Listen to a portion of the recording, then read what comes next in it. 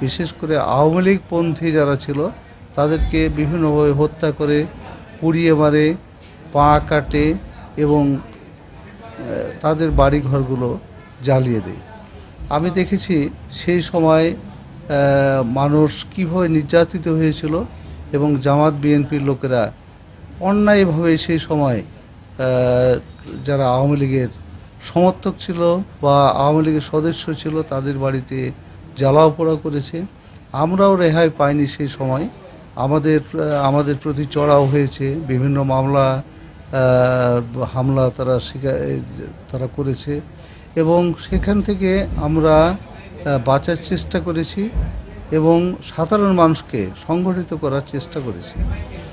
তো আমাদের সেই সময় দুরবস্থা আজও মনে পড়ে এবং যে অন্ধকার যুগ, এই অন্ধকার যুগে জামাত বিএনপির লোকেরা নারকীয় হামলা চালাচ্ছে, সেই হামলাগুলোর আমরা শিকার হয়েছি এবং সেগুলো আজও মনে পড়ে। শুধু তাই নয়, দ্বিতীয়বার আবার 13-14 সালে তারা একই কায়দায় এই উপজেলার মানুষের উপর নির্যাতন চালায়।